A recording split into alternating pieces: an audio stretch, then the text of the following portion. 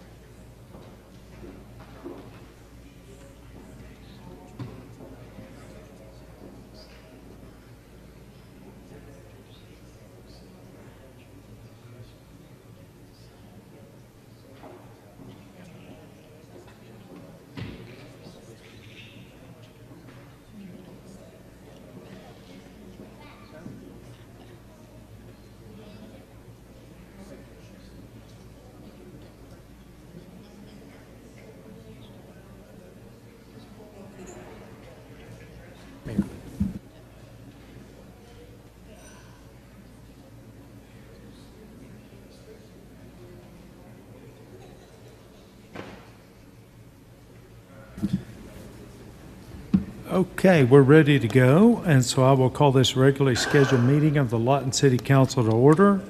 please stand for the invocation by Pastor Lonnie Cahay of Dayspring Community Church and remain standing for the Pledge of Allegiance.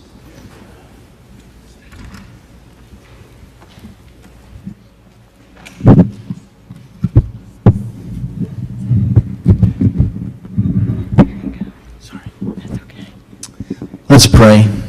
Father God, we just want to thank you for this beautiful day that you've given us, a day that we can rejoice and be glad. I'm so thankful that you have brought us together today. And God, I just pray for wisdom, that you, as they will be making decisions, that you will give them wisdom to do what is right. I know, God, that you will, and you're there for us. And I just thank you for Lawton. Thank you for the citizens and the community. Thank you for our wonderful state, our country. And I just lift it up to you, God. Thank you for always being there for us. We know that you love us. Jesus, thank you for loving us first, never forsaking us or leaving us. What an amazing promise that is. So we give you praise and glory. It's in Jesus' name, amen. Amen.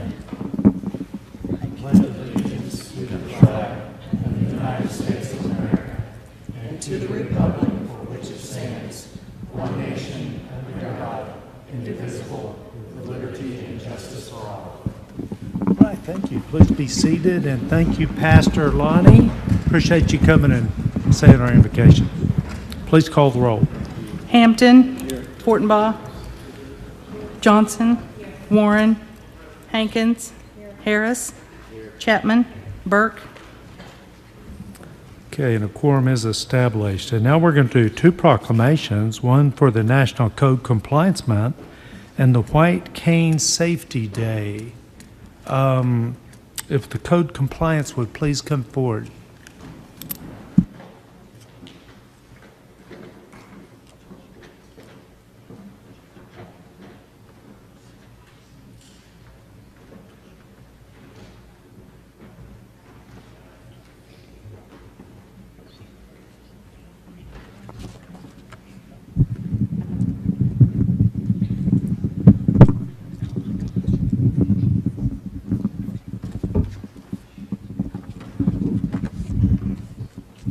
Right.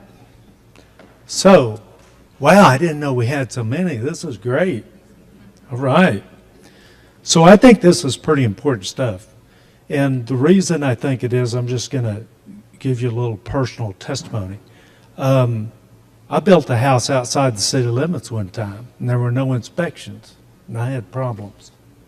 And so I think what you do is very important. And so I'm proud to read this proclamation lifting you and what you do up.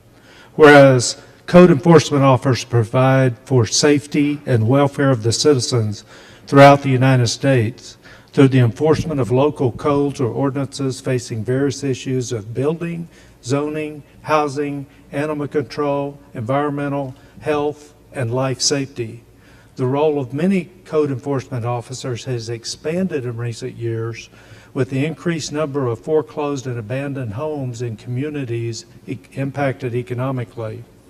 And whereas city code enforcement officers often have a challenging and demanding role and often do not receive recognition for the job that they do in improving living and working conditions for residents and businesses of local communities, they're called upon to provide quality customer service and excellence to the residents and businesses of the communities in which they serve.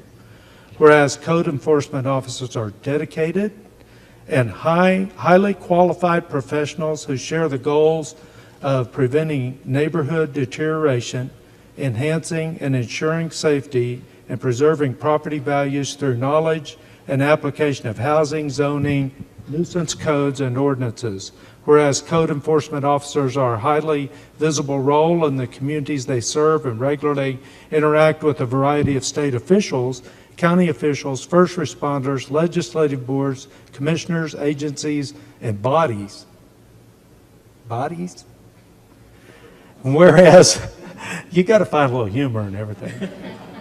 Whereas the American Association of Code Enforcement wants to recognize and honor code enforcement officers and professionals all across the United States and bring awareness to the importance of code enforcement to the communities of the United States. Whereas the American Association of Code Enforcement was established in 1988 for the purpose of providing ongoing training and support for code enforcement professionals, I hereby proclaim October 2022 as National Code Compliance Month. Let's give them a round of applause. You get to hold that. There you go. Here, let me in here with you. And I'm going to tell you, well, we got to get a picture.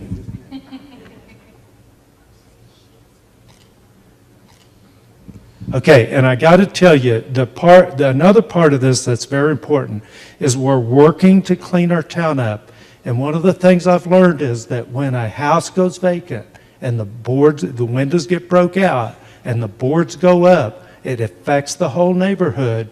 And we had a program downstairs about adverse childhood experiences. And if there's a vacant house in the neighborhood, every negative box is checked for giving that kid an extra obstacle to be successful when they grow up. So this is very important to our community. Thank you all for what you do. Let's give them another round of applause. Thank you, guys. Thank you. Oh, Janet wants to talk. I should have known that. Thank you. I would like to recognize two of our supervisors, Charlotte Brown and Corey Bowen. If you'll come up, they lead the charge on these men and women who do so much for our community. We have three departments represented here. One is license and planning. The other are inspection services, and then we have our code enforcement or code compliance, and we have certificates for each one of them. And I'd like to let Charlotte talk for a minute, and then we're going to let Corey talk for just a minute.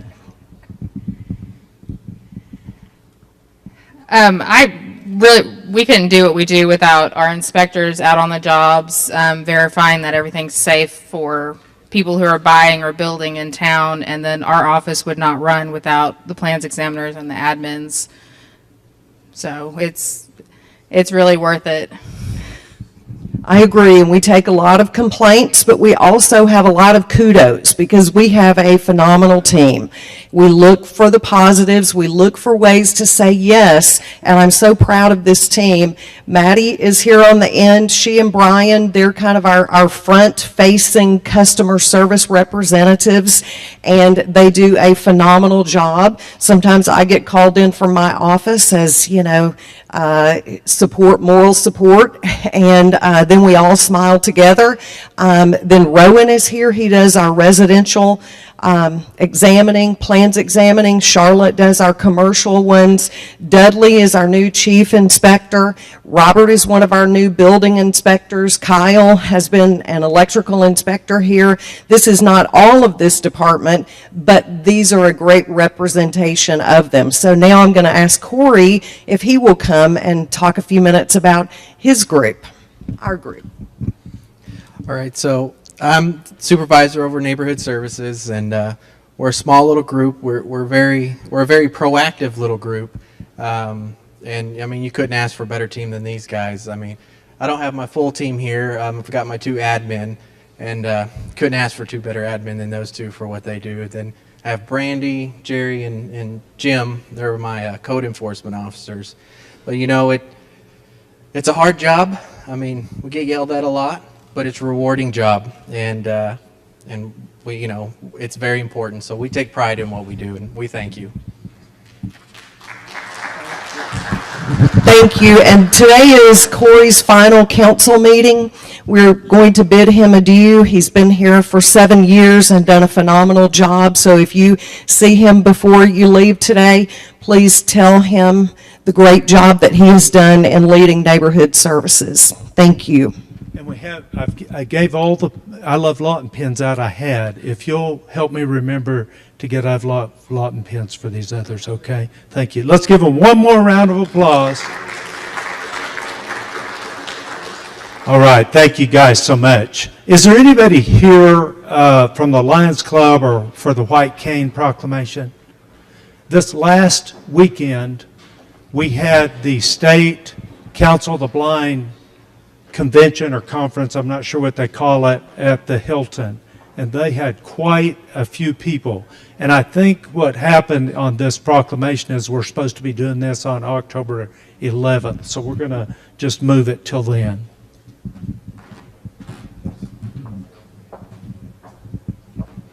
Would you put that back up there for me? And it's on.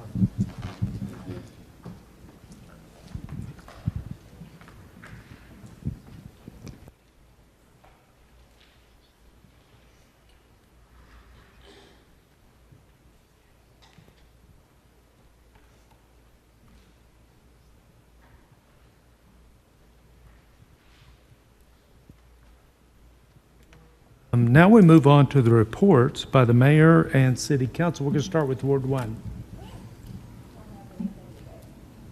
Kelly? Yeah, I'd just like to say what a great job Jason and the Chamber did on the International Festival this weekend. Some of us were there when, was it 14 new citizens were sworn in? And it was really heartrending to see these people stand up and the pride they took in becoming new citizens of America. And I got me to thinking about how much I take for granted what it means to be a citizen of this country, of this state, of this city. And it gave me a new appreciation. So once again, good job to Jason and his crew and the Chamber for all that they do. And I look forward to future events and serving with these new citizens. Thank you. And Ms. Chapman? I just want to remind Ward 3 people that we're going to have our public hearing on the parks Thursday, October the 6th at 5:30, right in this room. And also I want to say last night we had our Meadowbrook Hines Neighborhood Watch Ice Cream Social at one of our parks, and we had a phenomenal time together eating ice cream, and I appreciated Sergeant Blessing and Chief Smith who attended also. You had ice cream and I wasn't invited? I'm sorry. So I will say, in the interest of ice cream, I did, the International Festival was awesome, and the swearing in was awesome. And to sit there and hear people disavow their foreign allegiance, or former allegiances was very sobering, something we can't imagine doing as United States citizens. And these people wanted to come in, so it was really neat. But I want to talk a minute about the food. Because I didn't make every food booth, but I made a bunch of them. And they're all my favorites. Mr. Hampton. Thank you, Mayor. I don't know how to follow that. It was good. I attended the International Festival, my wife and I, and we had a good time. We only ate at a couple of booths, but we wanted to eat at all of them. October 20th, Ward 5, we're having our parks meeting. If you can make some time, I think is at 5:30 in the evening. If you can make that meeting, anybody in Ward 5, it would be great to see you there. Also, I just want to say, we had our neighborhood watch meeting last night, and as we were listening to, we had the animal control come and speak to us, and of course, we have a police officer that gives us information about what's happening as far as any type of activity that's going on in the. But talking to the citizens, we really live in a great community here in Lawton, and there are some great citizens that live here. I know that we get contentious every once in a while about what we want to do or what we don't want to do, but that shows that we care about our community. And I just am honored and pleased, and I've lived in some other communities that I wanted to move out. Of course, I'm not there now. But I just wanted to say that I think that we should all look around sometime and take a look at where we live, because this is a great, great community. Thank you, Mayor. Thank you. Ms. Johnson. Okay, Mr. Warren. I'd want to make sure that everybody in Ward 8 knows that we will be having our Parks meeting on October the 13th. We'll have one more council meeting between now and then to help remind. But the other issue that I've noticed, and it's not just in Ward 8, it's all across the city.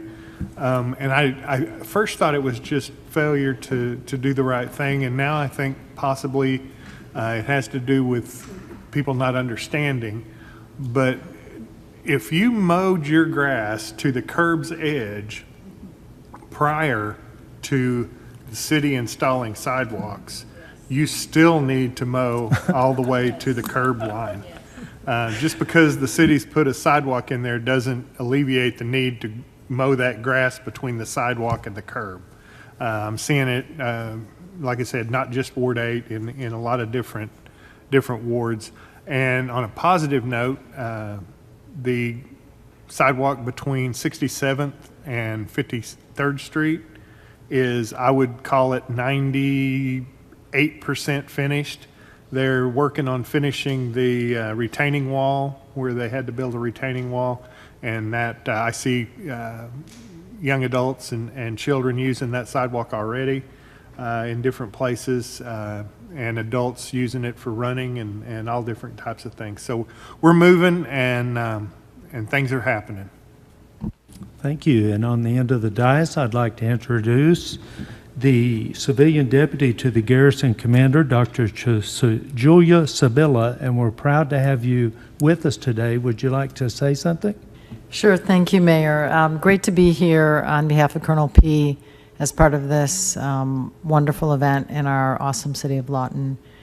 Hope to see many of you out at Fort Sill this weekend as we celebrate Oktoberfest, starting on Friday night. Thank you, sir. Thank you. And we appreciate Fort Sill working with us to deconflict that from the International Festival. Great community action. We appreciate that. Okay, now we'll move on to audience participation. Anyone having an item of business to present to the City Council that does not appear on the agenda, please come forward at this time. And Tony Layton, please give us your address. Good afternoon. My name is Anthony Layton. My wife Beverly and I reside at 8211 Northwest Stonebridge Court here in Lawton. We own 4 commercial properties located at numbers 10 through 14 Southwest A Avenue and on Southwest B Avenue at numbers 7 through 15 and 22. Our properties are all being utilized to provide orthotic and prosthetic care in my clinical practice and for my collector car facility. I am doing business as the Tony Layton Clinic in this Southwest 1st and B area and plan to perpetuate this medical practice into the future. We are opposed to any plan to locate a municipal or Greyhound bus terminal station that will disrupt or encroach on any of our commercial business properties. Since 1995, we have acquired lots in this area, upgrading most and repurposing them all, with exception of the incomplete exterior upgrades due to elevated standards that were put into effect after we acquired these properties. The interior facilities of the 10 and 12A and the 15B building are extensive. The 15B location is used as my clinical office. The 10 and 12A properties function as my lab for the fabrication of various devices. These 3 properties are directly engaged in support of my practice.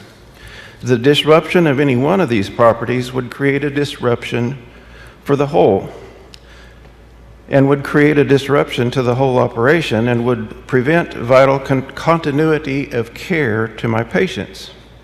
My treatment and fabrication suites are built in.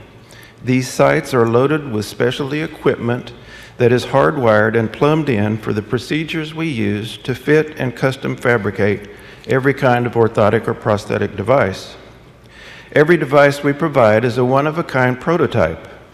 Some of the components fall under the FDA and all require facility accreditation. These devices are custom molded and custom fabricated for one individual and are provided with the expectation of ongoing maintenance and repair, often for the life of the person. We also train each patient in the care and use of the device.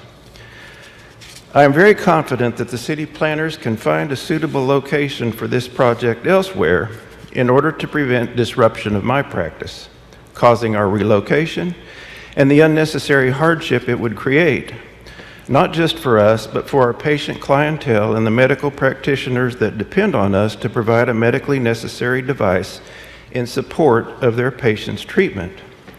I do have a compromise suggestion that might work for both of us that I will offer at another time. I thank you for your consideration. Thank you, Tony. Appreciate you coming. you. And David? David Tyler, what's your address? 501 Southwest 77th Street, Lawton, Still. Oklahoma. Huh? Still. Yeah, still. All right. Yeah, I'm not angry. Okay? What do you got And, for us, David? y'all can breathe, because all the stuff I was saving for the transit, I wanted to thank the city council members that returned my request for a call to speak about the location of the transit building. And I wanted to thank the mayor.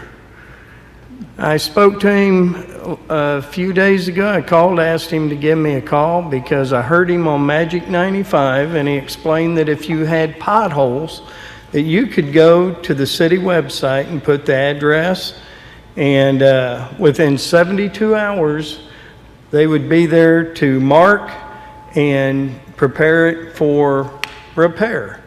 And it happened. I had to give CPR to a neighbor because it actually happened. But I do think that kicking the can down the road on that transit meeting is there's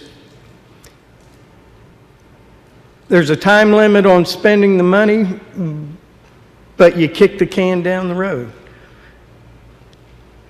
As a retiree from Goodyear, I look at that and I say, they want to get us in a position to where we're forced to accept a location.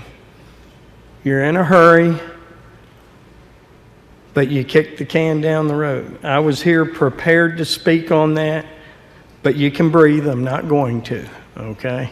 Thank you very much for your time. And I want Thank to you, Mayor, and thank you, council members that returned my call. And I want to assure you, you'll have an opportunity to speak, and while I can't go back and forth with you, I can call you after the meeting and explain why, because it's very good reason. That would be fine. You've called me out of Bible study too, so. Thank you. All right, is anybody else that'd like to come forward and speak on audit? Come on up.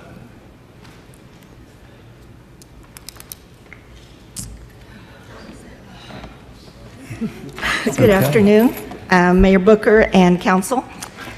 I am here to respectfully ask you to cancel your plan to do the culling of Elmer Thomas Park of the prairie dogs. Last time I was here, I spoke on the very same subject, and Mayor Fitch was the mayor, and here I am again. Last time I was here, I was prepared with lots of material. I had ideas, suggestions, and I was told that I should meet with the finance person who was on vacation. Bottom line, it was a waste of time. So I'm here again, and I hope I'm not wasting my time. Elmer Thomas Park has been around for a long time. I'm 59, and I can attest to probably about 50 years of knowing that the prairie dogs have been there. When it was mostly dirt, a tornado slide, a rocket slide, and a lion's head where you could get a drink of water. Oh, there was a cannon there too. I think that cannon's still there now. So it bothers me that year after year, decade after decade, these prairie dogs are subjected to whatever our leadership feels like. I feel like there are other options, but it's never been considered to actually solve the problem. Just slaughtering prairie dogs is not the answer. Now, I'm willing to give grace for about, 20, 30 years ago, we didn't have Google. Long-distance phone calls cost a lot more money, but times have changed. I think you appoint committees, groups, authorities, and I'm willing to bet that we have as many animal lovers in this community as we do football fans. But if you put some effort into it, I think you'll find there's a great number of community support out there, but you have to make an effort. I know that the zoo has an enclosure for the prairie dogs. They did it. I don't see prairie dogs with the elephants and the giraffes. They're where they're supposed to be. The Riverbend Nature Center also has prairie dogs on display. They don't run around everywhere. They're in their display. I think it can be done. I did a little bit of research years ago, felt like that was a waste, as I told you. But I think there are smarter people out there than me. I still work full-time, or I would step up and say I want to volunteer to do it all, and I'll get the problem solved, and we won't have this problem anymore. But just slaughtering the prairie dogs is not the answer. If you do that without any consideration of how to fix the problem, shame on all of you.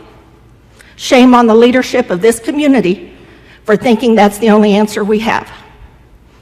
Y'all are smart. I love this community, and I will support it 200%. But it's very sad to think that the only answer we have is to just slaughter the prairie dogs. Okay. Please consider stopping whatever plan you have to do, and in the meantime, maybe form a committee or a group that can help you with this. Okay, thank you for coming, Thank you. Annette.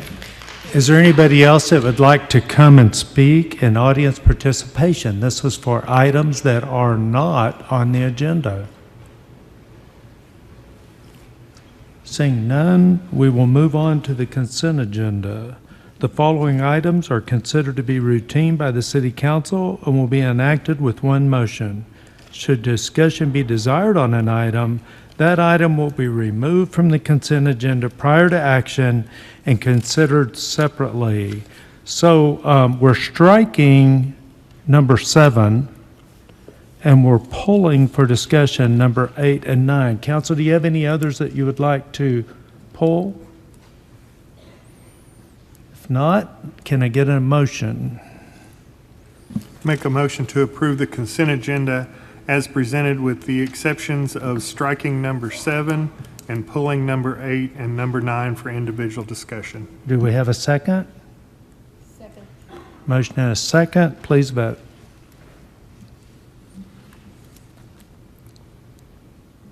Motion carries 6-0.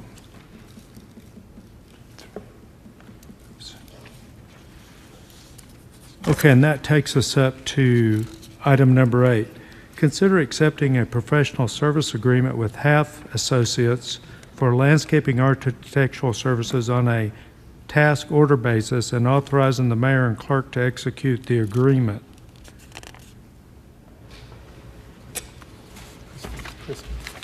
Christine. This is an agreement with Taft Associates on a task order basis. So anytime the council wishes to have a conceptual drawing done for one of the parks, we can just request that through a task order basis. They would submit a proposal, and depending on the cost, we would approve it and move forward. I'm sure this is fine, but it's dealing with the CIP and it doesn't have cost estimates or anything in it. Would it be possible to table this till the next meeting and you get us some maximum costs or something for those different line items that are in there? Different conceptual plans that you're planning on getting? Have I got the, yeah, right, but it doesn't have totals for each deal. It has only hourly rates. What I'm looking for, because it does involve the CIP, is how much money could this totally be? So it would depend on the project, the assignment that council was giving staff direction on, for us to go back and get that proposal from them to bring back for approval. We wouldn't engage them in any kind of activity or plan until authorized by council to do that. Okay, that changes it. So this just gets you started, spending any money comes back to council? Correct. Okay, that's good. Can I get a motion for approval? Move to approve. Any discussion? Please vote.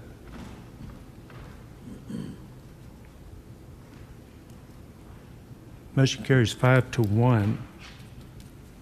Hold just a minute. Okay.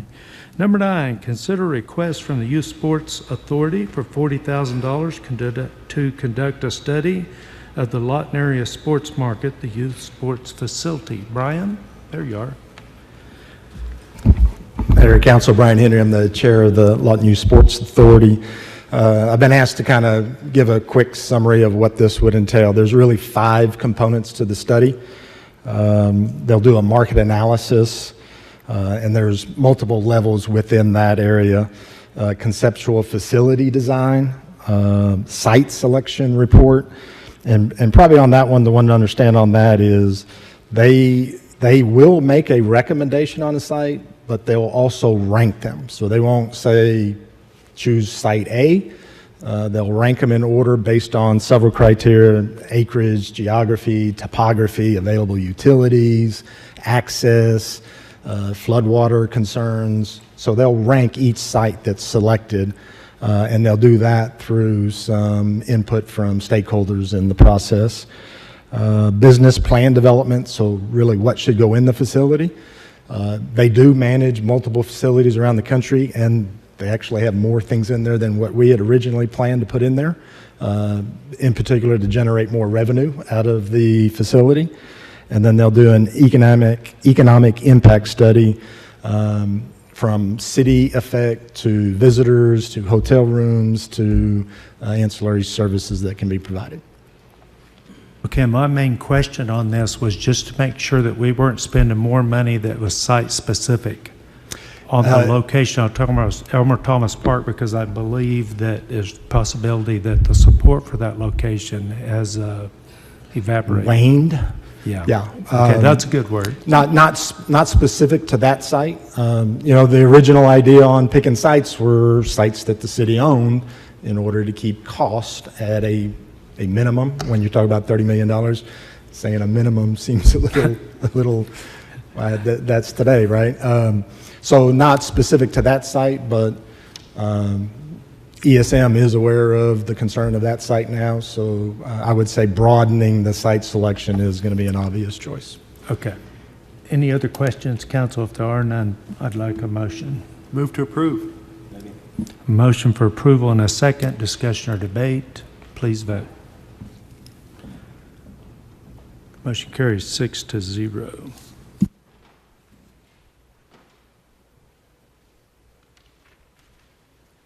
Okay, and this moves us up to the unfinished business item, and I have a request from staff to strike item number 21.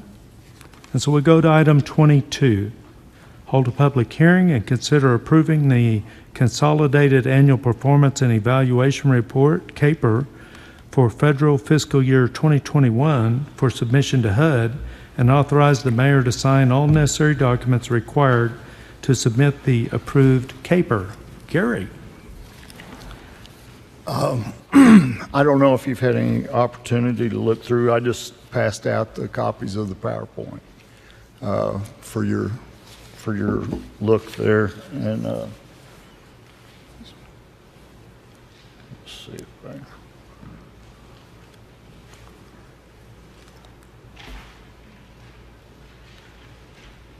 Switch on the side. It's on the side. Yep, it should get you.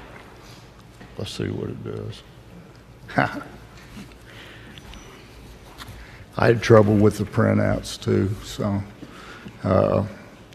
Anyway, the first page is housing projects. Basically, the CAPER is an end-of-the-year report that covers all the numbers of projects and the amount of cost. The last page really is, each page kind of gives you a breakdown on what we spent. And to go back to that, the emergency repairs, we upped the amount of that to $7,000 about a year ago. And exterior housing improvements are windows and siding, some roofs. And the whole home rehab, we only had one of those, and it's pretty much what it sounds like, a total project. There's a picture of a before and after of the whole home rehab, and it's pretty nice. They did an excellent job. Opened the place up. This is an exterior home improvement. They put in new windows. Windows have been taking a long time to come in, about 6 months, and it's kind of slowed up the amount of projects that we can complete. We have plenty started. And that's an after picture on a siding project. Our community service projects are our public service organizations. This year, they assisted 10,568 clients. That's the one that we have meeting every year that kind of is contentious, but it's they do a lot of good work, and they're great organizations, aid organizations. Tenant-based rental assistance was down. That's handled by Lawton Housing Authority, and I don't really know why the amount was down on the number of clients that they helped, but that's totals up for our community services total. The big item for this year expenditure was the Veterans Resource Center, and we had we dedicated 700,000 CDBG and spent the biggest part of it, and that's the to my knowledge, it's going to be completed. Hopefully, they're shooting for Veterans Day, which seems appropriate. These are the administrative costs, the CDBG, admin, and home and HAD delivery. And then neighborhood services, we spent $90,700. And then our Section 108 loan, I think we've got 3 more payments, and then it'll be paid out of a fund. So the total expenditures for this year is $1,414,024.66. If you total all those pages before, the real look really is to compare it to last year, and everything. The numbers are very similar. The only increase really came from the Veterans Resource Center. Was a large expenditure, and it made up probably all of the difference between the two. And that's pretty much our caper. Do you have any questions or? Seeing no questions from the council, I will open the public hearing. Anybody wishing to come forward and speak on this item, please do so at this time. Seeing none, I will close the public hearing. Council, do you have a motion for approval? We have a motion and a second. Who seconded that? Mr. Warren? Okay. Discussion or debate? Please vote. And the motion carries 6-0. And Gary, I want to compliment you on your presentation and working this all the way through. It's been very seamless, and I appreciate that. Thank you. Thank you. Item number 23, hold a public hearing and consider an ordinance closing an easement located on lots 6 and 7, Block 2, Moreford Hills Edition, between 3411 and 3413 Northwest Cache Road, Charlotte. Hello. How are you? I'm going to put my planning hat on for just a minute. So we've got, this is a request for closing of a utility easement. This is not working. Hang on. There we go. This is along Cache Road in the block to the west of 34th Street, so between 34th and 38th. You've got Firehouse Subs is right here on lots 4 and 5, and then 1 through 3 is the Red Wing Boot and the Burger Place. So this is in between lots 6 and 7. It is a 10-foot utility easement, so it's 5 on either side of the lot. Here's a copy of the plat. There's no utilities in this easement. We believe it was one of those walkway easements that was done with several of the plats where it would give access to the alley behind there, but there is no utilities in this easement. And so we have an aerial photo so that you can just kind of see where it is, and then here's, if you're on the street view, approximately where that easement is. Any questions? Council, you have any questions? Okay, seeing none from the council, I will open the public hearing. Anybody wishing to speak on this item, please come forward at this time. Seeing none, I will close the public hearing. We do need to, okay, you want to make a motion, somebody? Motion for approval, waive the reading of the ordinance and read the title only. And a second, please read the ordinance. An ordinance closing a 10-foot easement located on Lot 6 and Lot 7, Block 2, Moreford Hills Edition. Please vote. Motion carries 6-0. Moving us to item 24. Hold a public hearing and adopt a resolution declaring the structures located at 608 Southwest Washington Avenue, 1202 Northwest Williams Avenue, 1406 Southwest D Avenue, 1407 Southwest 10th Street, 1511 Northwest Taft Avenue, 1612 Southwest J Avenue, 1613 Southwest D Avenue, 1816 Northwest Sheridan Road, 2302 Northwest 28th Street, 2416 Southwest B Avenue, 7413 Southwest 74th Place, to be dilapidated pursuant to Section 651 Lawton City Code, ordering the owner to abate the nuisance, authorizing summary abatement, and authorizing the city attorney to commence legal action in district court to abate the nuisance. Corey? How are you, sir?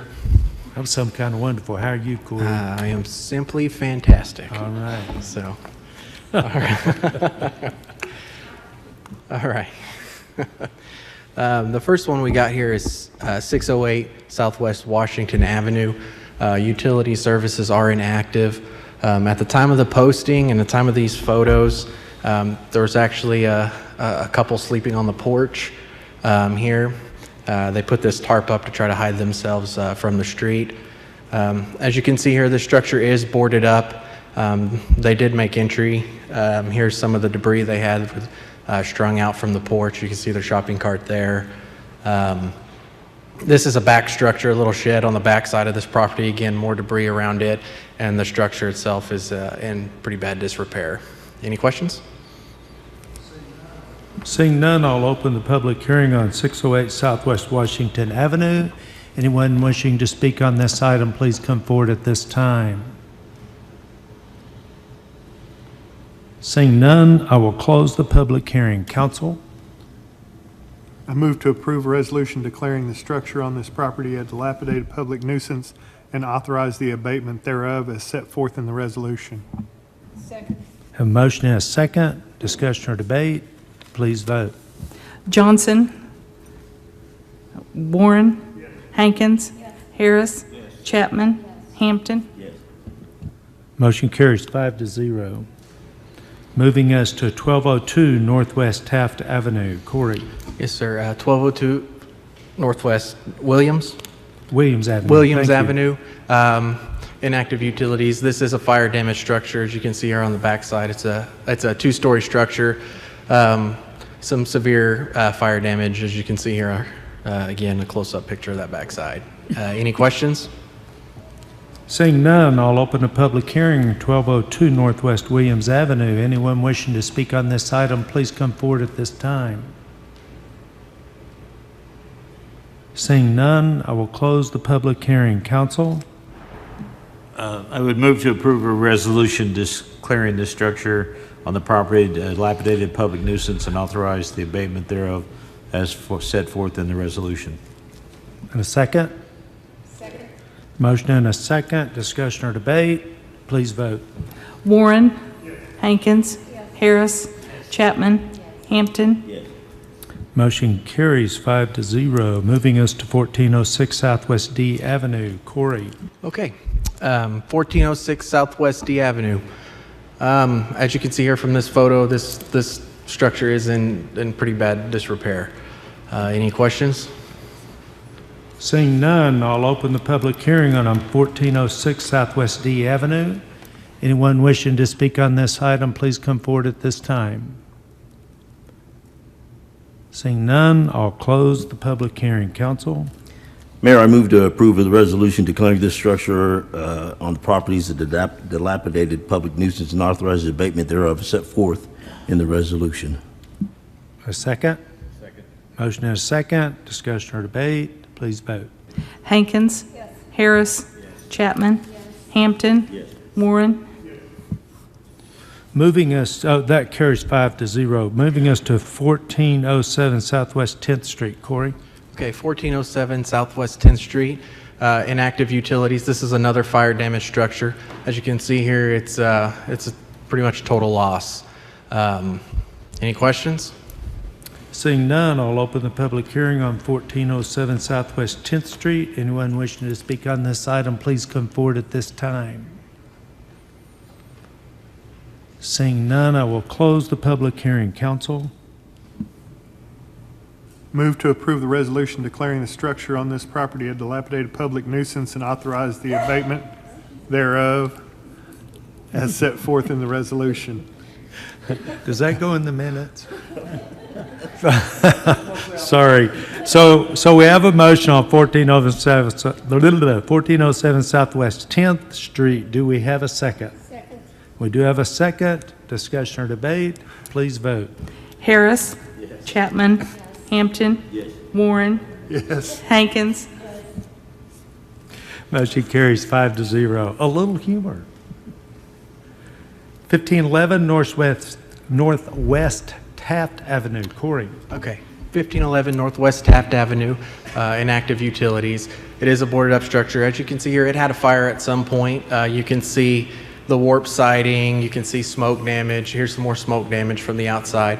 It is a complete board up again. And again, here's another picture of some of that warp siding from the heat. Any questions? Seeing none, I'll open the public hearing on 1511 Northwest Taft Avenue. Anybody wishing to speak on this item, please come forward at this time. Thank you for allowing me to get my drill out. Please give us your name and address. Anita Bing on behalf of the Pecals Companies. The address is 341 Northwest 2nd. Okay, and what do you have to tell us 341. today? Actually, this property was recently acquired. There is an issue with notice. I did not receive proper notice through certified mail on this, and I do not waive notice. But just to give you an update, this property was acquired at the tax deed sale. So since then, we've cleaned off the lot, and it was really, really bad. And we've also boarded up the structure to make sure that we don't have any vagrancy on property. We're in the process of reviewing some of our legal issues that we still need to resolve before we pull permit. That's all. So your purpose is to make the house livable, is that correct? That's correct. Okay, and do you understand the process that we have, that even if the council puts it on the D&D, that how long do they have, 6 weeks? It's 30 business days, which is about 6 weeks, to pull your permit, and then all you have to do is show Corey here that you're making progress, substantial progress, Corey? Significant progress, and your permit is renewed every month. I'm requesting that it not be put on that list. Simply, otherwise I wouldn't be here. Okay, and because we do have some things that we need to work through on it, and I think we're probably going to need a little bit. And do you have anything else to tell us? Just that we're making progress on the property, so it's not an abandoned property. It's not something that we're not making progress on. We are making progress. We're moving as quickly as possible, and as you know, sometimes the legal issues do take some time to work through. And we've started on our design process, so we're making progress. Council, do you have any questions? I do. What are the legal issues that you're working through? You said you acquired it at the tax sale. That's correct. We do have some title issues that we need to resolve. And of course, we know that we won't be able to completely resolve those, but we do need to get some preliminaries done on that. Will those prohibit you from going ahead and making progress on the house? Yes, they will. And how so? In the sense that they affect our financing. Okay.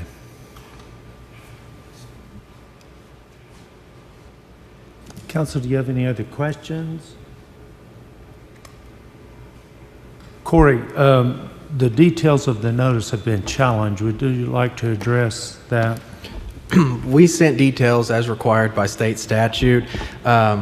by posting the property, publishing it in the paper, and mailing certified. She may not have received it, but she did get notice because she is here. So as far as the requirements for notice, they have been met because she did show up. Okay. So we're not here to argue this, okay? I don't waive notice, though. But I know I Thank needed you. to make We it haven't suggested that. At this time, is there anybody else that would like to come and speak on this item, 1511 Northwest Taft Avenue? Seeing none, I'm closing the public hearing. Council? Just as a note, I don't know whose ward this is, but just as a note, it doesn't have to be a legal owner level application to pull a permit. Anybody can pull a permit to do that rehab. So the legal issues shouldn't prevent someone from pulling the permits that are required to make the property meet the requirements. Corey, I have one question is, without spending significant amounts of money, can they make the needed improvements before they have to, and I don't know, we don't know what the time is for their legal stuff. I guess I'm looking for a recommendation from you here. I think his recommendation is that it's Yeah. on the D&D list. Yeah. Corey, how much is the permit for that? $35, or how much is that permit? It's based off the square footage of the Yeah, property. it's based off the square footage and then whatever inspections are So what- required based off of our, Do we have an estimate of how much that, I mean, it's not gonna be thousands. is it? anywhere from probably $300 to $600. Okay, thank you. Mhm. Do we have an estimate on what it's going to cost to repair the?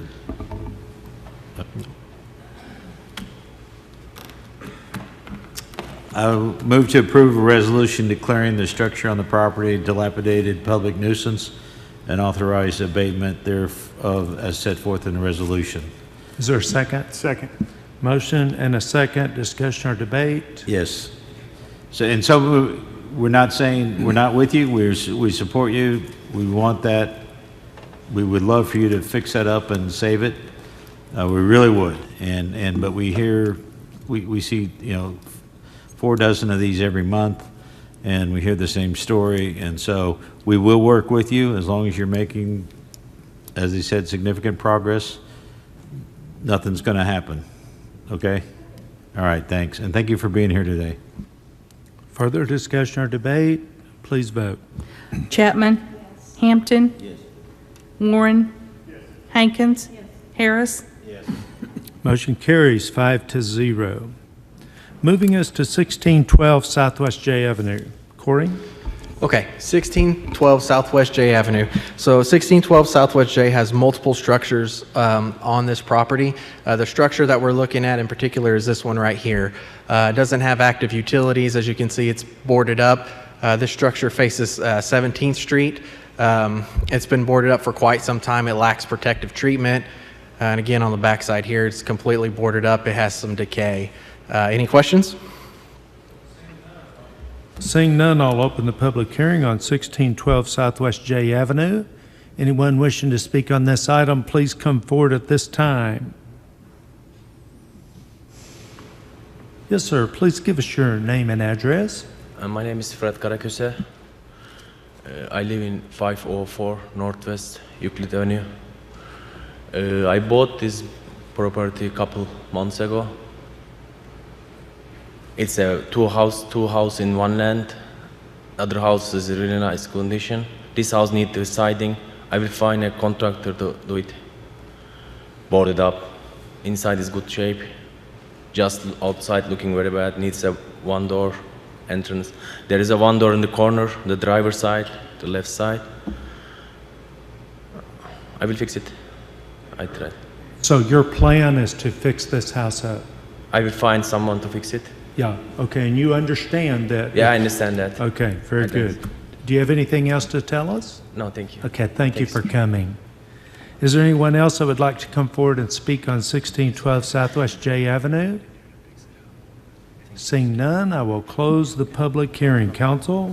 Mayor, I move to approve a resolution declaring this structure on this property dilapidated public nuisance and authorize the abatement thereof as set by the resolution.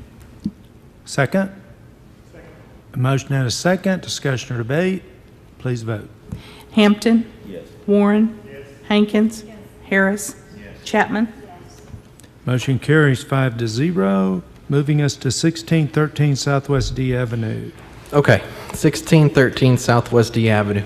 This is another one that has multiple structures on the lot, but on this one we're actually looking at both structures. This is the front structure here. As you can see, it is boarded up. It is a complete board up.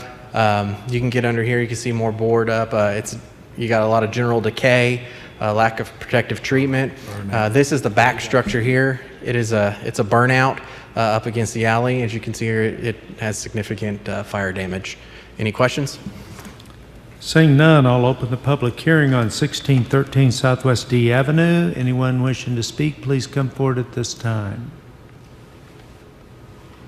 Seeing none, I will close the public hearing. Council? Mayor, I move to approve of the resolution declaring this structure on this property a dilapidated public nuisance and authorize the abatement thereof as set forth by the resolution. Is there a second? Pardon me? We don't have a quorum. We need 5. He's coming back.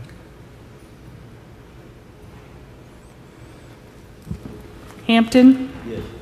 Warren. Hankins. Harris. Chapman. Hold on just a minute.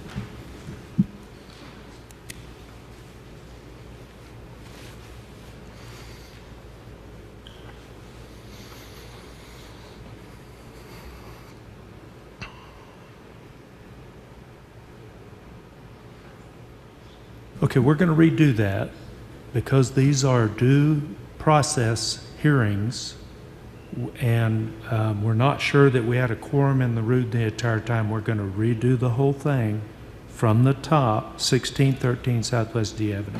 Okay. Let me scoot back here. Okay, 1613 Southwest D Avenue. This one is multiple structures as well. We're looking at both structures on this one. Inactive utilities, as you can see here. It is boarded up, complete board up. As you come in, you can see general decay right here. This is the second structure on the alley side. It is fire damage structure that suffered significant damage. Any questions? Seeing none, I will open the public hearing. Anybody wishing to speak on 1613 Southwest D Avenue, please come forward at this time. Seeing none, I will close the public hearing. Council? Mayor, I move to approve resolution declaring this structure on this property a dilapidated public nuisance and authorize the abatement thereof set forth by the resolution. Motion and a second. Discussion or debate? Please vote. Hampton. Warren. Hankins. Harris. Chapman. Motion carries 5-0. Moving us to 1816 Northwest Sheridan Road. All right, 1816 Northwest Sheridan Road. This is a picture of the front. As you can see, it's quite overgrown. This is a fire damaged structure, suffered significant fire damage, as you can see from this picture.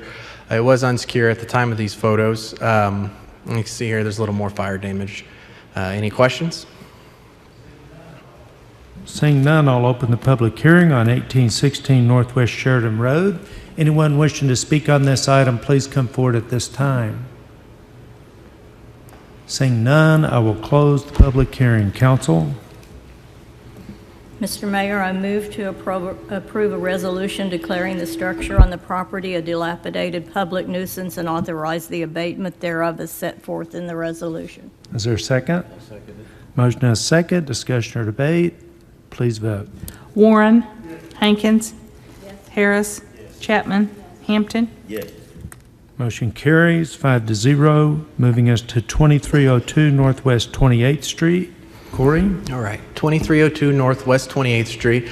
Again, this is another property that's very overgrown. You really can't see it from the road. Another structure, fire damage structure, a lot of damage. You can see here, you've got parts of the building falling down. Again, here's another picture of some of the fire damage.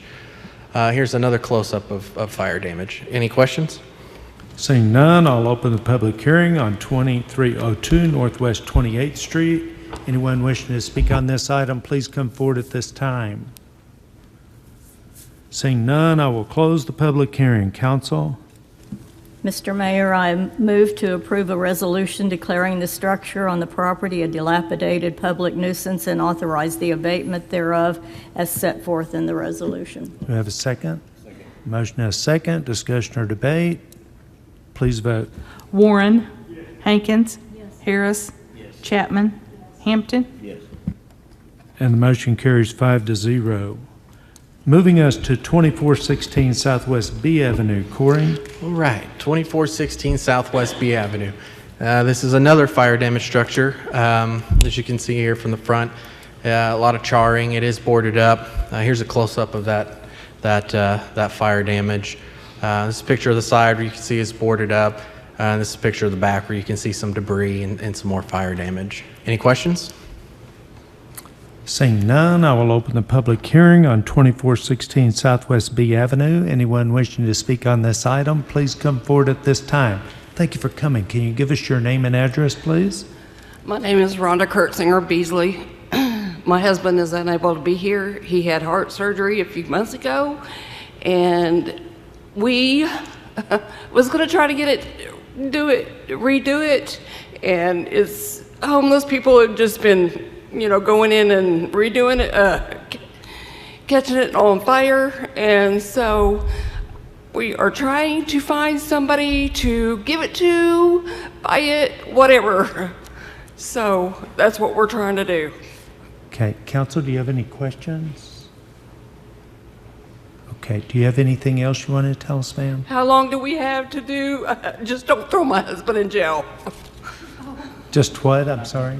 I said, don't throw my husband in jail. Oh, there's no jail and no jails involved. I think if you get with Corey, he can alleviate your concerns about that, okay? And everything's going to be fine. I think this is going to work out okay, all right? And Corey will explain to you the process and help you work through it. Is there anybody else that would like to come and speak on 2416 Southwest B Avenue? Thank you so much for coming. Thank you. Seeing none, I will close the public hearing. Council? Mr. Mayor, I move to approve a resolution declaring this structure on the property a dilapidated public nuisance and authorize the abatement thereof as set forth in the resolution. Is there a second? Motion has second. Discussion or debate? Please vote. Warren. Hankins. Harris. Chapman. Hampton. That moves us to 7413 Southwest 74th Place. Corey? All right, 7413 Southwest 74th Place. This also is a fire damage structure. Here's a picture of the back. As you can see, it's significant fire damage. Here's a picture, close picture of that. Any questions? Seeing none, I'll open the public hearing on 7413 Southwest 74th Place. Anyone wishing to speak on this item, please come forward at this time. Seeing none, I will close the public hearing. Council?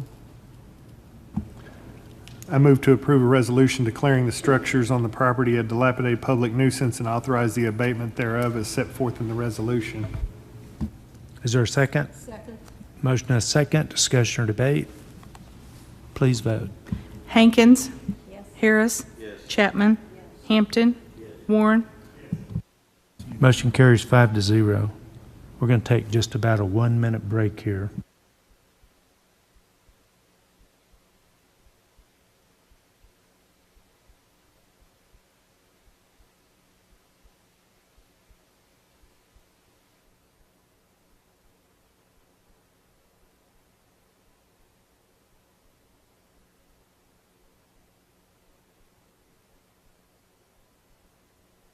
Okay.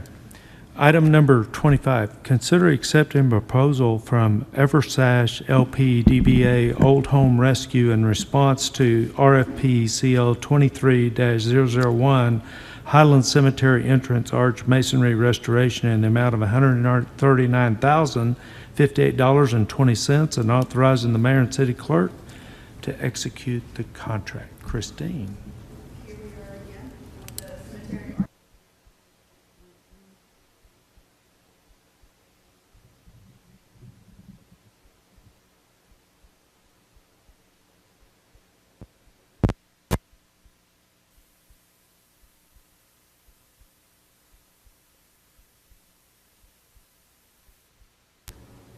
Okay, there we go.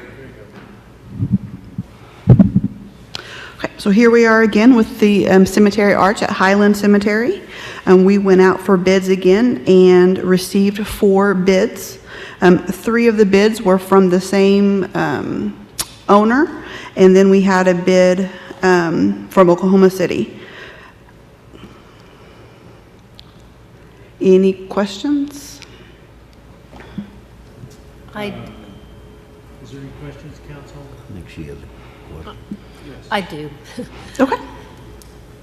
There's a large gap between these 2 bids in money, like a $40,000 difference. Yes. Are we comparing apples to apples with the bidding? The 3 companies that we did not recommend, they all have the same owner, and that company has not done work on these type of structures in almost 20 years. So yes, they do have some historical experience. It has not been very recent at all. And so in 20-something years, there's a lot of stuff that can change. And we just felt that this company that we are recommending, they are currently doing work on historical properties. They could potentially, are just in the know on how to do this stuff a little bit better. My other question was concerning the cemetery fund. It said in my notes here it was close to being depleted. So my question is, I don't know what the cemetery board is thinking about, what improvements they need and how much money. You understand what I'm getting at? I'm getting back to the money. Right, after we get all of the moving of funds around to repair the arch with this bid, the cemetery care fund will still have a balance of close to $150,000. Christine, didn't we have the lady that passed away in that first company? They were going to charge us $200,000 just to do a bid on it, weren't they? And that was close to $20,000 just for the evaluation 2 consultants ago. Yeah, $20,000.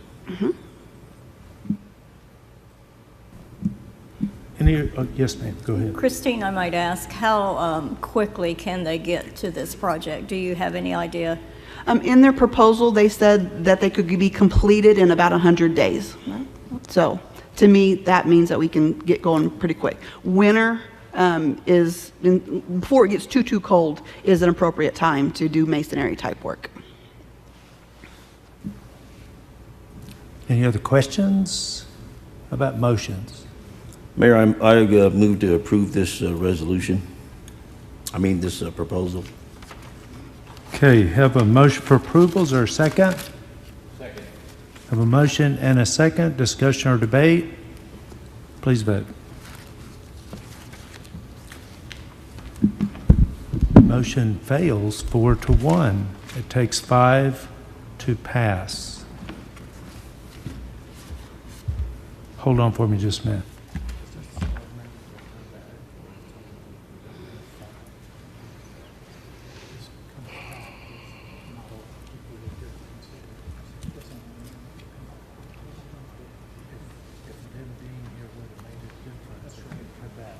Okay, so this item will go on the next agenda because any one of the people missing today could have made the difference in the vote. So this will automatically go on the next agenda, okay? Item number 26, receive an update on city sidewalk project, discuss progress, and provide direction to staff. Joe. Mayor and council. I have with me Mike Jones here today. Mike is our project manager in my office who manages our sidewalk projects for us. We're going to give you a quick update. Mike can answer a lot more specifics, but I'll give you a quick overview. As you may remember, we have an on-call sidewalk contract with MTZ. It's for $1 million per year. We have completed 2 tasks. Councilman Warren did a pretty good job talking about the Gore Avenue. That was task 2. Sheridan Road is complete. That was task 1.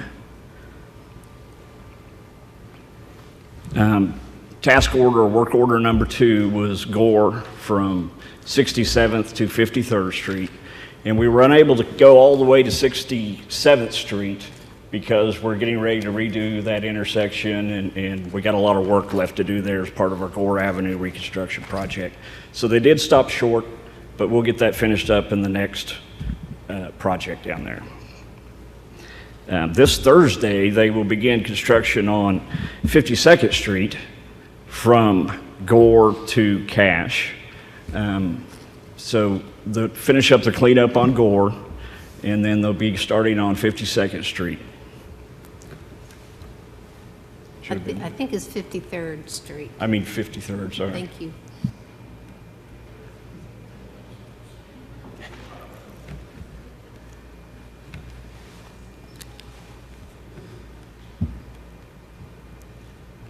Joe, just a question about the bridge on 53rd Street.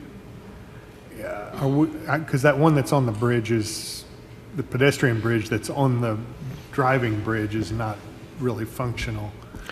Are we going to appropriate a bridge from somewhere else, or? Well, we had a bridge as part of another project that we thought we'd be able to use there. And unfortunately, the hydraulics don't let us use that bridge there. It causes too much backwater. We're going to use that bridge at another location, but we can't use it there. What we're going to do is retrofit that existing bridge. We're going to, it's kind of hard to explain, we're going to take off those fences. We're going to add some sidewalk to it and put up some railing just on the outside of it. So we're going to have a 4-foot sidewalk on both sides of that bridge crossing over it, and sidewalks going to it and from it. One side of the street has a sidewalk the whole length. The east side will be from the fire station up to the bridge.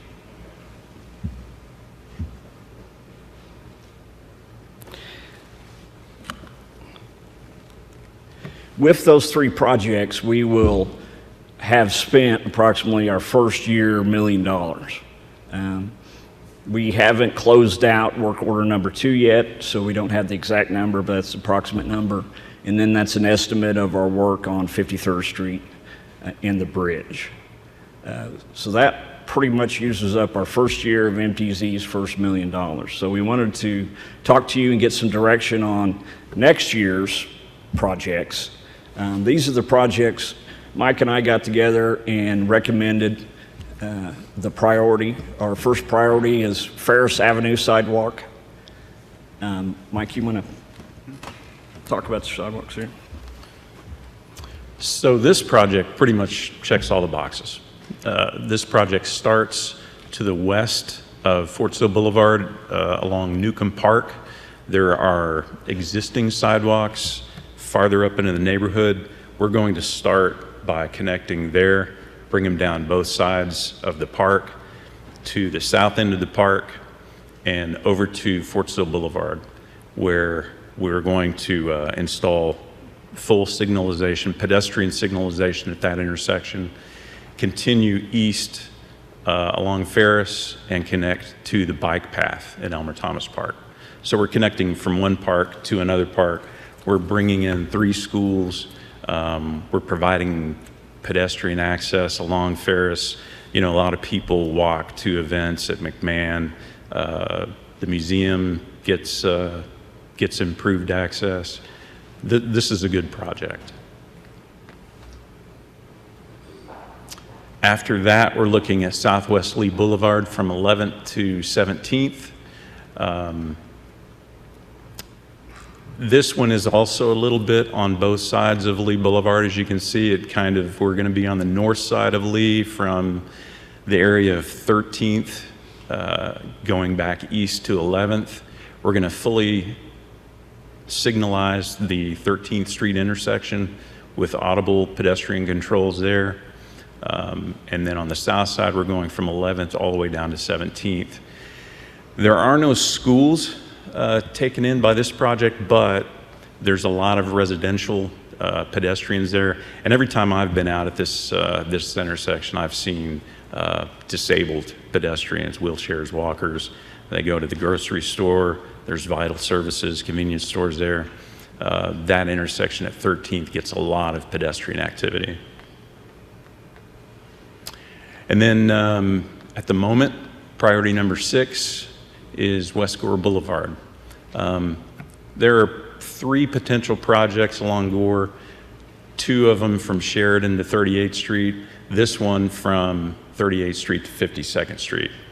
This is the south side of Gore. There's already some sidewalk there. That's one of the advantages, quite a bit of sidewalk actually. We're going to take out the sidewalk just to the west of 38th. It's narrow, kind of poor shape.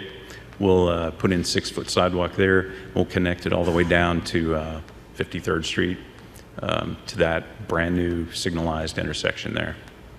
So we're filling in a lot of gaps there. Also, I might add that at 38th Street, remember, we have a roadway construction project from Gore to Lee, and part of that project will be putting in new sidewalks down 38th Street from Gore to Lee. So these will all tie together and finish up that part of it. These were our priorities. This is what we put together. We're open to whatever the council would like. But these 3 projects, we feel our estimates right now total up to about another $1 million, which takes care of 1 more year. We were fortunate. MTZ's been a really good contractor for us, and they've been doing good work, and they keep after it. They've been a lot quicker than we could have hoped for. So your estimated time on those 3 projects is 1 year after 53rd is complete? Correct. Okay. These are, and Mike can speak to a lot more detail, these are other sidewalks that are on our list.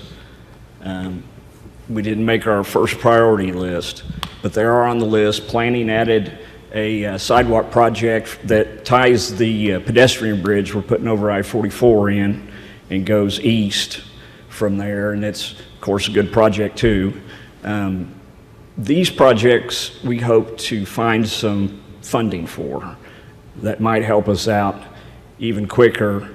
There's some Taft funding out there for alternate transportation projects, which these would qualify for, and we're going to be applying for some of those this Friday, as a matter of fact. For these or for yeah, do you know Thomas which Park? ones? The East Gore Boulevard between Flower Mound and 45th Street is one that I'm working on right now with the company that's applying for the TAP money.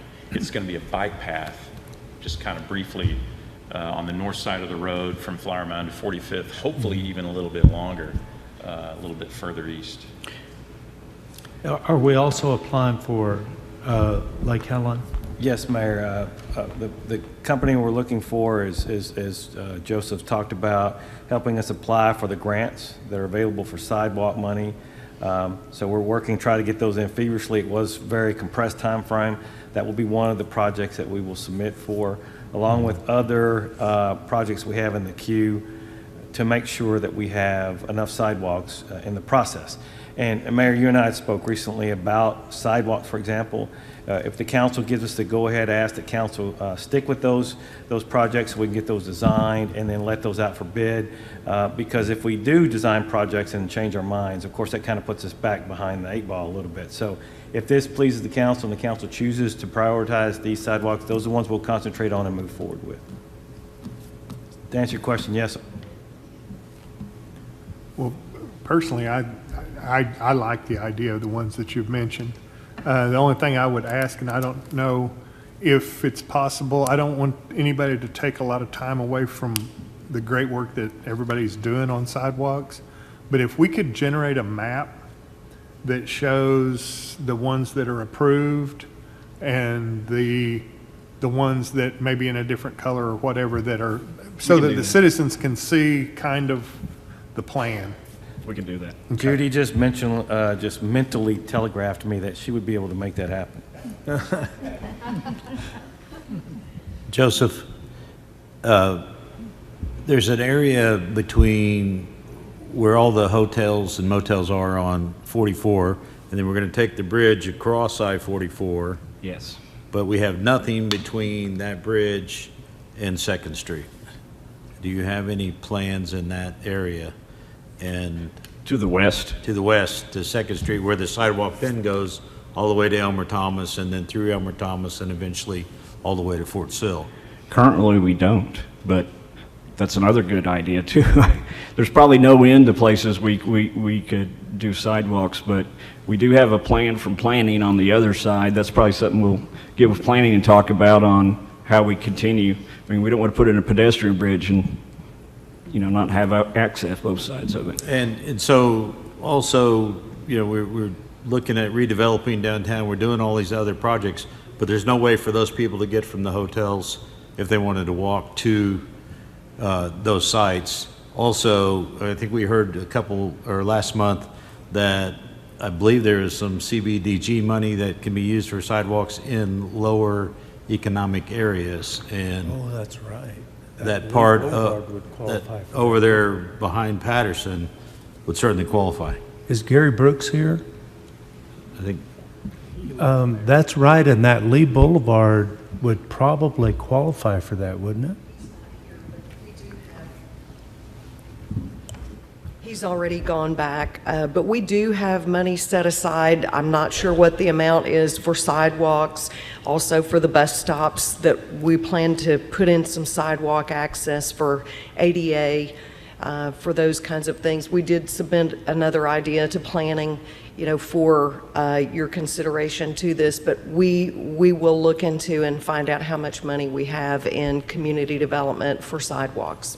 Okay, good catch, Councilman. And it would be nice to have sidewalks to the potential new bus transfer station. And I'd just like to get on the table that in some of these commercial areas, I think we ought to think about improvement districts, and the businesses could maybe pay half and we could pay half, and it'd help stretch our money. They're absolutely receiving benefit from it. And so I'd like to get that on the table to potentially think about to stretch our money. Yeah, I have a question if I could. Michael, Joe, in this plan, we were looking at schools as trying to fix some of the sidewalks there. But I do want to point out that in the poorer neighborhoods, there's a lot of people that don't have transportation. And I, for one, am very supportive of that Lee Boulevard. In my ward in that area, there is a lot of traffic, walking traffic there. And I think that maybe that should be a focus on what we're doing. I know the first sidewalk you did over on Sheridan, there's a lot of poorer areas. And I was watching when we were over there that there were people that were cutting through there. And I think that when I was on Lita, we were talking about some of the sidewalks, and there were aerial shots where you could see paths, right, where people were walking and actually cutting through the grass. And I'd like to throw in that maybe we ought to focus in on some of those areas. Other wards probably don't have some of the issues that we have downtown in some of those poorer areas. I know that most of us have some areas, but my ward has a lot of that. So I appreciate you guys looking at that and taking care of that. To tag on to what the mayor had said about the industrial areas, well, commercial and industrial, though, if you're ever up in Oklahoma City and you look along the eastern side of 235 going north, there used to be warehouses. Well, the warehouses are still there. And when they put the sidewalks in, suddenly commercial businesses have went in and purchased a lot of those warehouses and have turned them into company headquarters and things of that nature.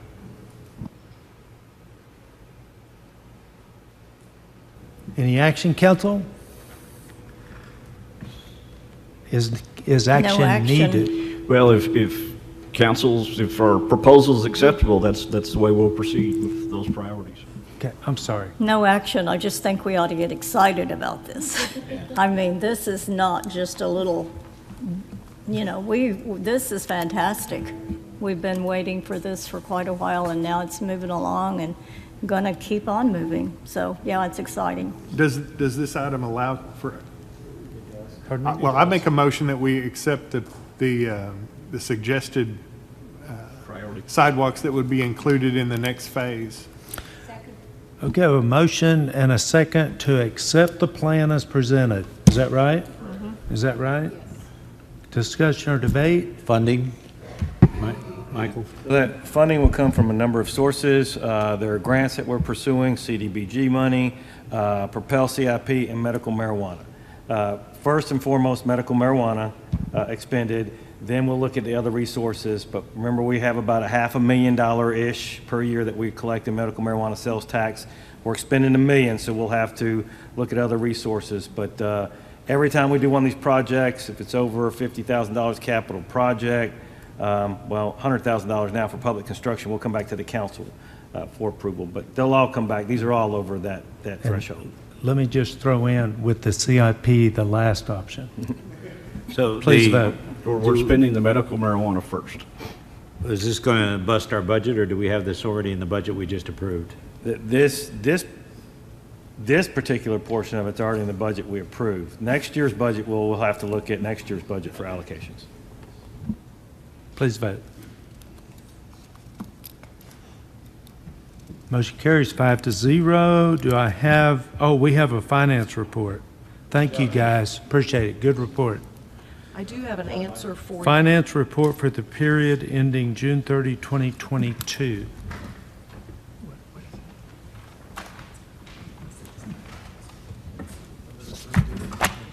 Yeah. Okay. This is the, am I ready to go? This is the annual report for the fiscal year ending June 30, 2022. That's required by the, by resolution, by ordinance, I believe. So we're going to kind of move through some of this. I'll try to be brief if I can figure out how to work the.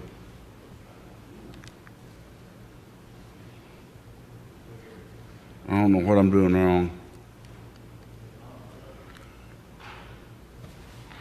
Oh, wait, yeah, there we go. Maybe they turned it off on me. There you go. Thank you, Joe, wherever you went. We're going to be talking about some of the annual expenditures and revenues, our sales tax collections, what the general fund unrestricted balance is going to look like at the, what I feel like it's going to look like toward the end of for that fiscal year. We'll kind of maybe talk a little bit about our cash balance, some of what we've got in our report, some Propel projects, and then our overall debt. The overall report has been provided to you. I believe it was at the last council meeting, or is that not correct, Tracy? The overall report written on the 23rd. As I was reviewing some of that information, I did find a couple of formula errors, and I have replaced pages 9 and 10 with what's on your desk. Overall, our expenditures, and I want you to remember this is across all of our funds. We had a budget of $39,247,000, and our actual money collected was $174,718. As our expenditures are concerned, we had a budget of $685,265, and I want to talk about this for a minute because that's a very large number. What we did for the 2021 budget is we budgeted 100% of our CIP projects, even though we weren't going to be able to fund all but around 23 million of them.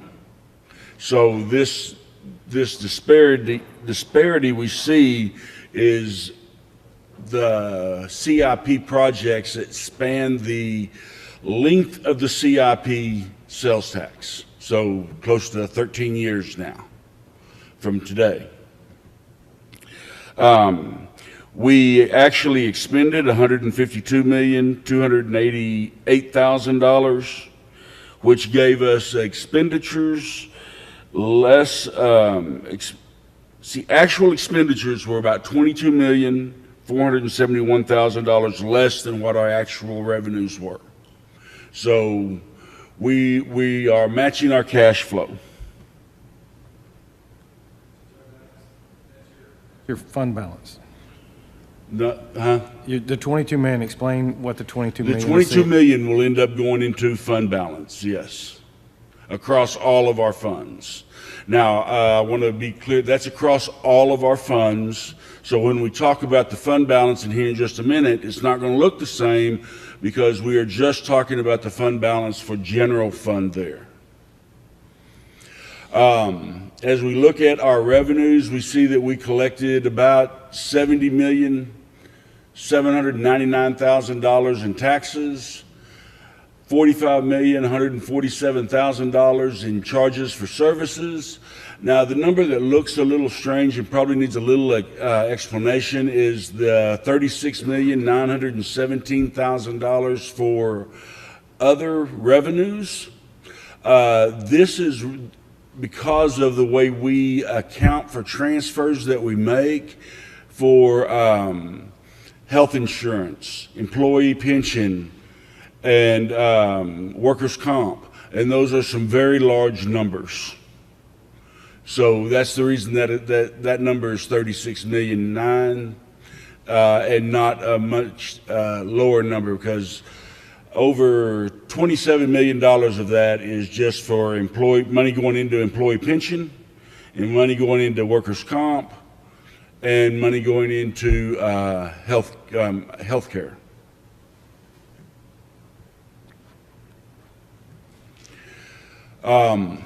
Our expenditures, no real surprises here. We have about $67 million in personnel expenditures. That is by and far our largest expenditure area. We have $35 million for capital outlay, which would include CIP. We have $31.3 million in other services and charges. Debt service was about $3.5 million, and materials and supplies about $14.5 million. Our trend for the sales tax, what I want to show here is that as we collect sales tax and as we collected sales tax for the year, the blue line is what our monthly expected revenue was based on our historical collections. The red line is our actual budgeted anticipated collection, and the gold line is what we actually collected for through June 2022. It shows that we collected at the end of June, we've collected about 9.46% more than what we expected to collect. So that's again about 9.46% more than we expected to collect in sales tax. We did not budget that high of a collection for the budget year we are in. Because of a lot of things that were happening at the beginning of the year, we only budgeted for about a 2% increase of overall sales tax for 2023. Now, if you will recall, when Mr. Crawford was here and gave the performance report, we talked about the general fund balance and where it was at, and we were at about 18%. At June 30, 2022, it looks like we're not going to move that needle much. We're going to be at about 18.04% of our fund balance, which would be expenditures and regular expenditures. There's explanations there in your report on what each one of those figures mean. If you have any questions, I'll be glad to answer them later on, or you can email them to me or Michael. Our cash balances, we've got our cash balances in about segregated into three different areas. One are city accounts, one are public works accounts, and then there's other accounts. And they're pretty evenly divided. Our city accounts, they are about 32% of our overall cash balances. PWA accounts about 24%, and other accounts about 44%.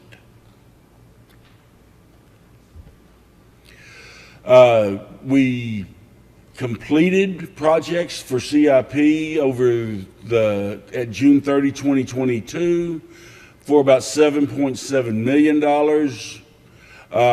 The largest of those were about almost $4 million in water and sewer lines.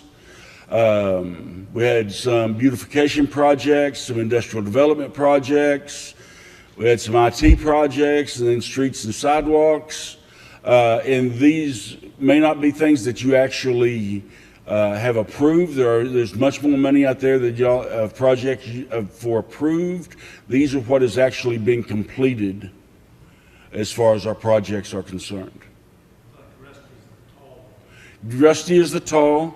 Yeah, Rusty and Joe usually take up all of my money, and I'm trying to figure out how to bring those guys in, but I'm having a difficult time reining them in.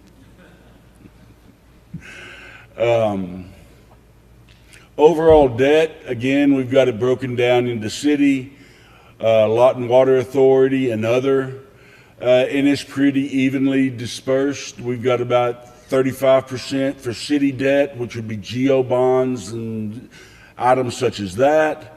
We've got lot and water authority, which would be about 42%. And then other are some miscellaneous OWRB loans and things that we have, and that's about 23% of our total debt.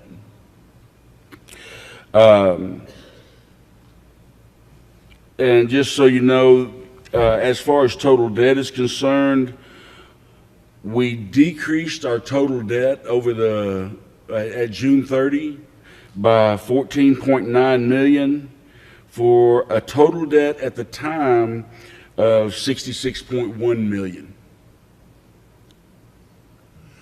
And Mayor and Council, that would be my report. I'd be happy to try to answer any questions, or of course there's my email address and Michael's email address. You can certainly more than welcome to email either one of us, and we'll be happy to answer your questions. Can you go back to the monthly trend line? Maybe. If I'm smart enough to operate the clicker. There you go. So explain the bottom line there. It says a monthly trend line, then it says budget expectation, it says actual.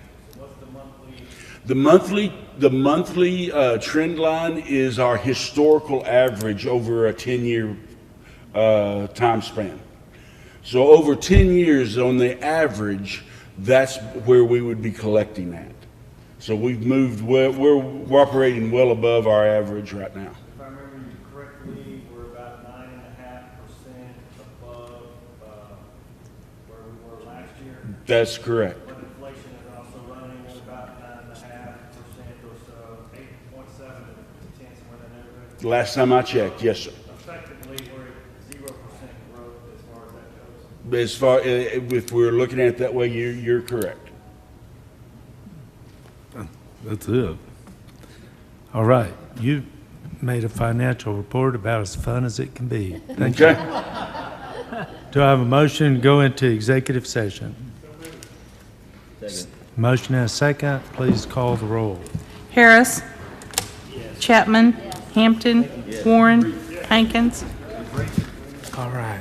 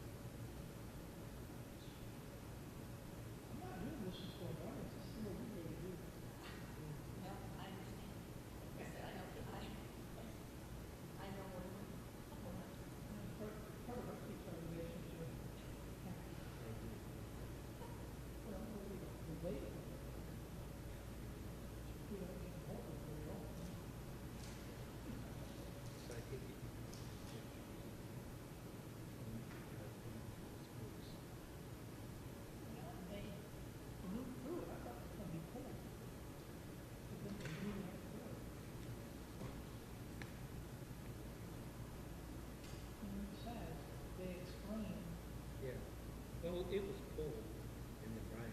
It's way more than you.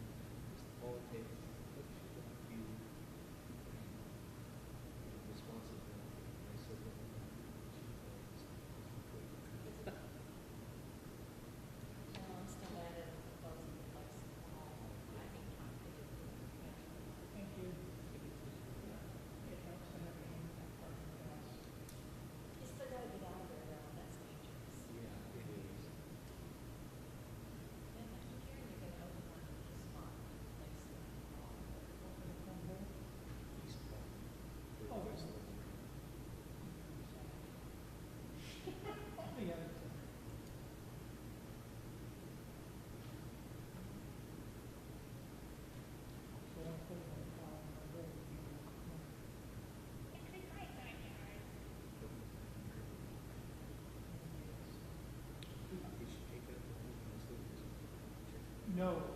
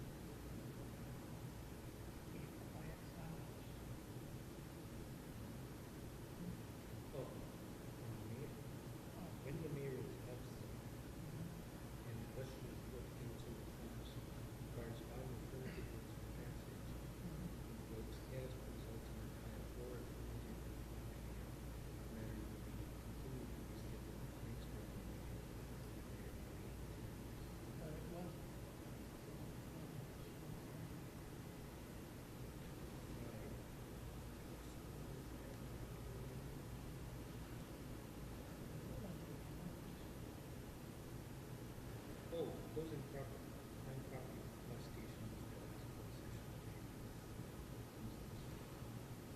Yeah. That's, yes. So they put that in prairie dog town.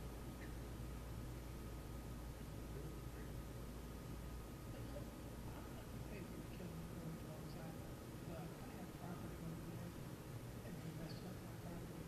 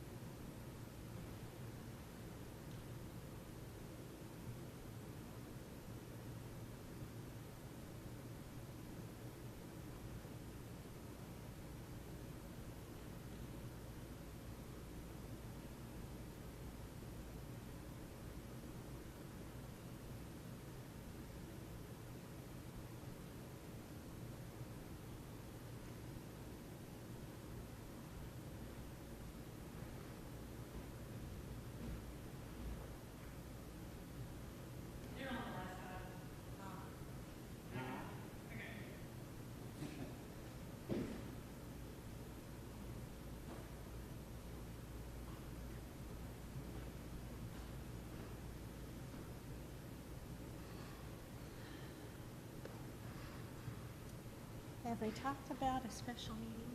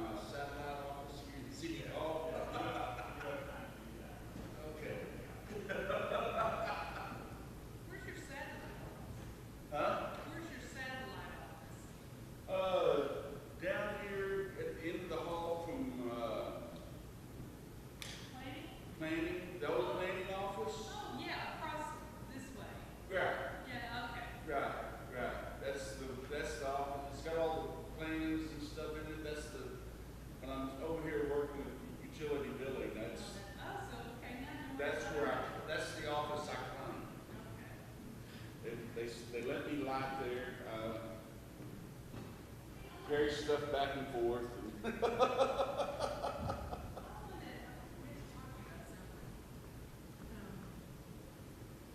You know, in staff meeting, Crystal brings back up the whole, reporting thing for people who get funding. You know, you want somebody to say, well, John gave me an admin to money. Yeah. And that was part of the whole deal. So I kind of looked at it, what are you doing this time? It's kind of understood that you would take. Okay, but that's fine. Honestly. It makes no sense. No, I'm good. He keeps talking to me about it. I know, And it's like, I looked at John, and I'm like, and John, what's he doing this, John? No, yeah, he's talked to me about it. He keeps looking at me and going, well, John, who's doing this?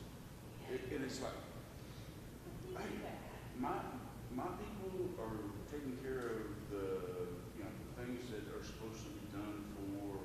and I know you have a contract administrator, but that's really just getting an RFP. I mean, That's like- contract, but it's also, that side, in my opinion, is also tracking that the people that are supposed to be giving us money are giving us the backup that justifies that money.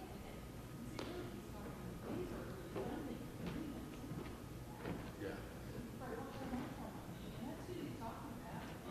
Well, it keeps bringing trusts and everything, like, is Lita making, I don't know, just the right one or not, I'm still really vague, confused on which authority does what. But, does Lita supposed to be making an annual report or semi-annual report to city council? Are they doing it? You just tell them to do it. Have no idea. To me, that ought to be the. Because of those funding agreements, and they're still down in the agreements that happen. The chamber does it, the open, museum does it. It has nothing, it didn't go through you guys. No. And you got to take that. So just drop that. I was just kind of like, We've already said what will happen. then I'm good with it. Like I say, it just kind of seemed like he always looked at me like. When he was asking you, and me and John were just like, and then of course John kind of had to do one of the people that staff. They, Was really, and we'll keep records. Yeah. Yeah. But yeah, no. I just wanted to straighten that out. Yeah, I'm good. I'm just saying. We got it covered. They kind of went, I always felt like you just kind of going, and I'm going, well, hey, I work for you. You want me good? All right. Okay. We're covered. I'm gonna go get a drink. I got a drink in my office. Okay. My satellite office. Not that kind of drink. Not that kind of drink, Tracy. Not that. Oh, okay. Not that kind of drink.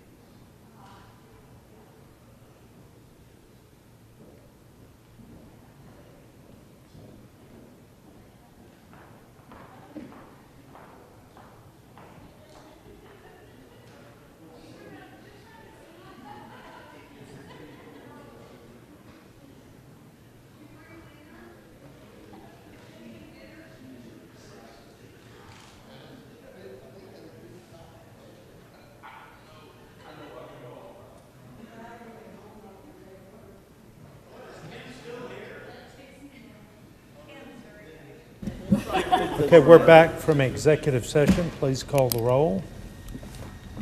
Hankins. Harris. Sort of here. Chapman. Hampton. Warren. Item number 27, John.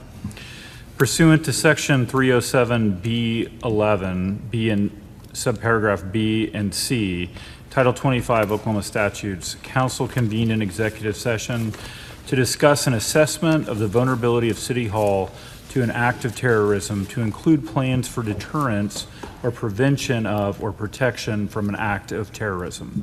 I understand there is a motion for this agenda item. Yes, there is, City Manager.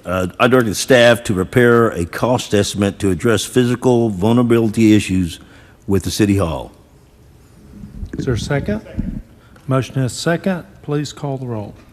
Or please vote.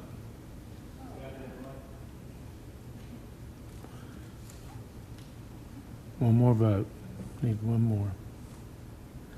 Motion carries 5-0. Item number 28, John. Pursuant to Section 307B4, Title 25 Oklahoma statutes, council convened an executive session to discuss the pending action in United States District Court titled City of Lawton versus NG Services, U.S. Inc., FKA Optera Energy Services, Inc., CIV 21455-R. I understand there is no action for this agenda item. So item number 29, John. Pursuant to Section 307B4, Title 25 Oklahoma statutes, council convened an executive session to discuss the pending action in United States District Court titled Mina Woods as an administrator for the estate of Quadri Malik Sanders versus Police Officer Robert Hinkle and Police Officer Nathan Ronan and the City of Lawton. I understand there is a motion for this agenda item. Council, I make a motion concerning Mr. Ronan's request for legal services. I move that we adopt a resolution finding, among other things, that number one, Mr. Ronan's actions involving the December 5th, 2021 incident in question, including acting as in an unjustified manner, were not taken in good faith or within the course and scope of employment of a city employee, and as a result of this finding, two, deny Mr. Ronan's request for the city to retain attorney Gary James to represent him and further decline to provide any representation to Ronan in this matter. I have a motion and a second. Please vote. Motion carries 5-0. Item number 30, John. Pursuant to Section 307B4, Title 25 Oklahoma statutes, council convened an executive session to discuss the pending action in United States District Court titled Mina Woods as administrator for the estate of Quadri Malik Sanders versus Police Officer Robert Hinkle and Police Officer Nathan Ronan and the City of Lawton. I understand that there is a motion for this agenda item. Concerning Mr. Hinkle's request for legal services, I move that we adopt a resolution finding, among other things, number one, Mr. Hinkle's actions involving the December 5th, 2021 incident in question, including acting as in an unjustified manner, were not taken in good faith or within the course and scope of employment of a city employee, and as a result of this finding, two, deny Mr. Hinkle's request for the city to retain attorney Gary James to represent him and further decline to provide any representation to Hinkle in this matter.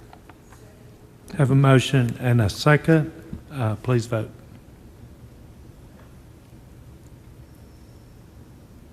Motion carries 5-0. Item number 31, John.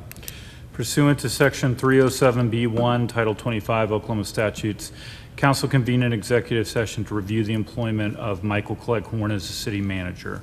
I understand there is no action on this agenda item. Do I have a motion for adjournment? Second. Motion and a second. Please call the roll. Harris. Chapman. Hampton. Warren. Hankins.